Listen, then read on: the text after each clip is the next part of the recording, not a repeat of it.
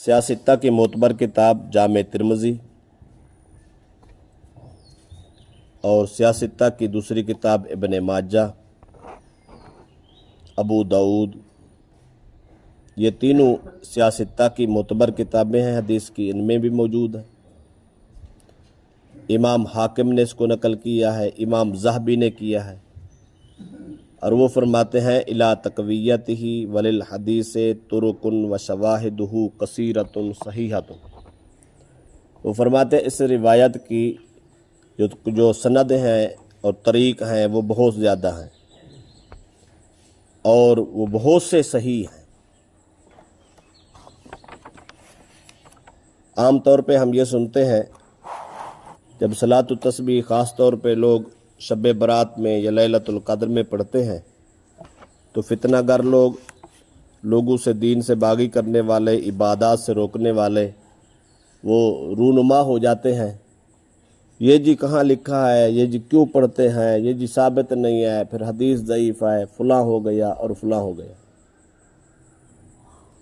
سیاستہ کی تین معتبر کتابیں امام حاکم نے اپنی کتاب میں، امام ذہبی نے اپنی کتاب میں، اور انہوں نے کثرت طرق اور اسناد کے ساتھ، اور یہ یہاں تک بھی کہا کہ اس کی جو سند ہے وہ کثرت سے صحیح ہے،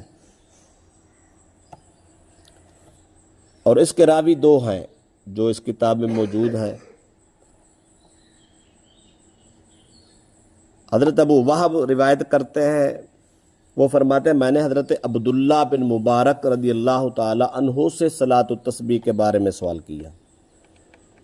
عبداللہ بن مبارک نے پورا طریقہ بیان کیا، فرمایا پہلے تکبیر اولیٰ کہیں، اس کے بعد ثنا پڑھے، ثنا کے بعد 15 بار سبحان اللہ والحمد للہ ولا الہ الا اللہ واللہ اکبر کی تسبیح پڑھے، پھر تعوذ اعوذ باللہ من الشیطان الرجیم پڑھے، پھر بسم اللہ الرحمن الرحیم پڑھے، اس کے بعد سورۃ الفاتحہ الحمد شریف پڑھیں اور اس کے ساتھ سورت ملا۔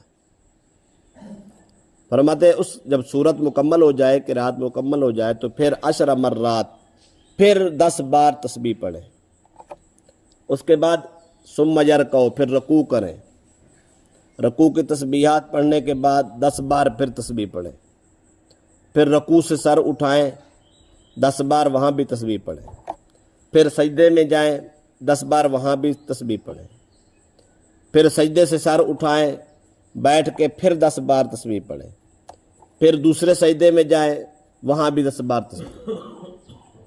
یہاں رکوع اور سجدے کی تسبیحات پڑھنے کے بعد یہ 10 بار تسبیحات پڑھنی ہیں۔ وہ فرماتے ہیں یصلی 4 رکعات علی ھذا، اسی طریقے پہ 4 رکعت صلاۃ التسبیح پڑھیں۔ پھر وہ آگے فرماتے ہیں کہ 50 70 تسبیحۃ فی کل رکعت، اگر اسی ترتیب سے پڑھیں فی رکعت 75 بار تسبیح ہو جاتی ہے۔ یبدأ فی کل رکعت ب25 تسبیح، ہر رکعت کو 15 بار تسبیح سے شروع کرنا، یعنی جو پہلی تسبیح پڑھنی ہے وہ 15 بار پڑھنی ہے، باقی ساری 10 بار پڑھنی ہے۔ یہ طریقہ ہو گیا حدیث پاک سے صحیح سند کے ساتھ، اور یہی روایت حضرت عبداللہ ابن عباس رضی اللہ تعالیٰ عنہ رسول اکرم صلی اللہ علیہ وسلم کے چچا سے ہے۔ وہ فرماتے ہیں، یہ مرفوع روایت ہے سرکار دو عالم صلی اللہ علیہ وسلم تک، اس کو امام ابو داؤد نے بھی نقل کیا۔ وہ فرماتے ہیں فَإِنَّكَ لَوْ كُنْتَ أَعْظَمَ أَهْلِ الْأَرْضِ ذَنْبًا غُفِرَ لَكَ، فرماتے ہیں اگر تو دنیا کا سب سے بڑا گناہ گار ہو، یہ صلاۃ التسبیح پڑھے تو اللہ پاک تجھے معاف کر دیتا ہے۔ اتنی بابرکت تسبیح حضرت عبداللہ ابن عباس کا قول ہے، یہ کسی عام شارع، کسی مولوی یا عام امام کا قول نہیں ہے، رسول اللہ صلی اللہ علیہ وسلم کے شاگرد خاص، حبر الامہ، امت کے سب سے بڑے عالم، جس کو لقب کملی والے نے خود عطا کیا ہے، وہ جملہ فرما رہے ہیں۔ وہ فرماتے ہیں کہ جتنا بڑا گناہ گار کیوں نہیں ہے، اعظم الذنب، سب سے عظیم گناہ کرنے والا بھی اگر روئے زمین پہ ہو، وہ صلاۃ التسبیح پڑھے اس تعلیم کے ساتھ، اللہ پاک اس کی برکت سے اس کے گناہ معاف کر دیتا ہے۔ دوسری روایت بھی ابو داؤد شریف اور ابن ماجہ کی ہے، وہ فرماتے ہیں استطاعت ان تصلیہا فی کل یوم مرتن، اگر تو طاقت رکھتا ہے تو روزانہ ایک بار پڑھ.